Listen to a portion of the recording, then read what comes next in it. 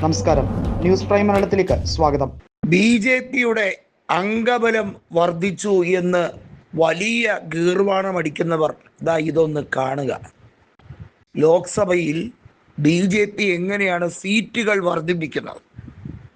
എതിരാളികളെ ഭയപ്പെടുത്തിയും നാണം കെട്ട രീതിയിൽ ചാക്കിട്ട് പിടിച്ചും ബി.ജെ.പി നടത്തുന്ന കള്ളക്കളി.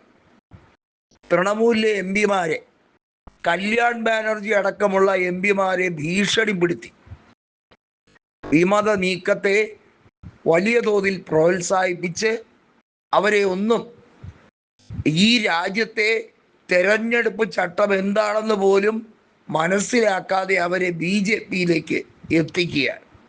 അതുവഴി ജനങ്ങൾ കൊടുത്ത ജനവിധിയെ പരിഹസിച്ച് തള്ളുകയാണ് ബി.ജെ.പി ഇപ്പോൾ ചെയ്യുന്നത്. ലോക്സഭാ തെരഞ്ഞെടുപ്പിൽ തൃണമൂലിലായിരുന്നു മേൽക്കൈ എങ്കിൽ നിയമസഭാ തെരഞ്ഞെടുപ്പിലെ SIR നടപടി ഉൾപ്പെടെയുള്ള കാര്യങ്ങളിലൂടെ 207 സീറ്റ് നേടിയ ബി.ജെ.പി ഇപ്പോൾ അവിടെയുള്ള തൃണമൂൽ എംപിമാരെ എൻ ബ്ലോക്കാക്കി കൃത്യം ബി.ജെ.പിയുടെ പാളയത്തിലേക്ക് എത്തിച്ചിരിക്കുന്നു. എന്നാൽ കോൺഗ്രസിന് കിട്ടിയിരിക്കുന്നത് യാഥാർത്ഥ്യബോധത്തോടെ, പരിപൂർണ സമ്മതത്തോടെ കോൺഗ്രസിലേക്ക് രണ്ടും കൽപ്പിച്ച് ചെല്ലാൻ പോകുന്ന ചില നേതാക്കളെയാണ്.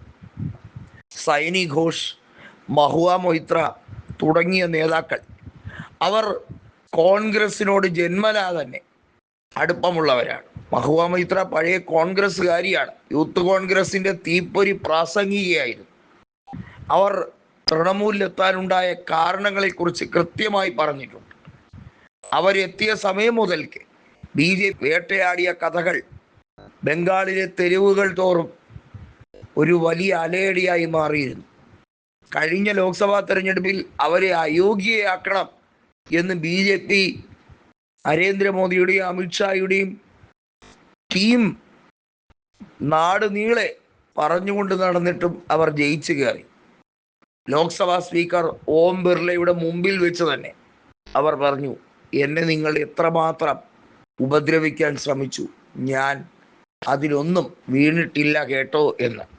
അതെ, കോൺഗ്രസ്, തൃണമൂൽ കോൺഗ്രസ് എന്ന പാർട്ടിയുടെ വളർച്ചയ്ക്കും അതുപോലെ ആ പാർട്ടിയുടെ വലിയ തോതിലുള്ള അധികാര വടംവലിക്കും സാക്ഷിയായ പാർട്ടിയാണ്. ഒപ്പം നിന്നു കൊടുത്ത പാർട്ടിയാണ്.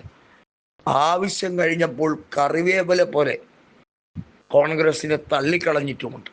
എന്നാൽ ഇപ്പോൾ കോൺഗ്രസ് എന്താണെന്നും കോൺഗ്രസിൻ്റെ വില എന്താണെന്നും കോൺഗ്രസിൽ ചെന്നാൽ കിട്ടുന്ന ഒരു സുരക്ഷ എന്താണെന്നും മമതാ ബാനർജി എന്ന തൻ്റെടക്കാരി എന്ന് പേരുള്ള തന്നിഷ്ടക്കാരിയായ 71 വയസ്സായ ഇവർക്ക് മനസ്സിലായി കഴിഞ്ഞിരിക്കും. അഭിഷേക് ബാനർജിയുടെ ജീവൻ സംരക്ഷിക്കാൻ കോൺഗ്രസ് തെരുവിൽ ഇറങ്ങിയിരിക്കുന്നു.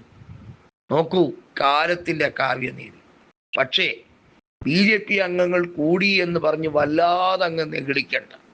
കാരണം ബി.ജെ.പിയുടെ ഈ അധികാര കൊതി, അതിനുവേണ്ടി അവർ കാണിക്കുന്ന എന്ത് നെറികേടിനും ഈ ഭാരതത്തിലെ ജനങ്ങൾ ഒരിക്കലും കൂട്ടുനിൽക്കാൻ പോകുന്നില്ല.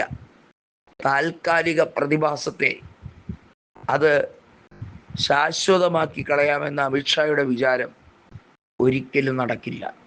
ഈ കാലവും കഴിഞ്ഞു തന്നെ പോകും.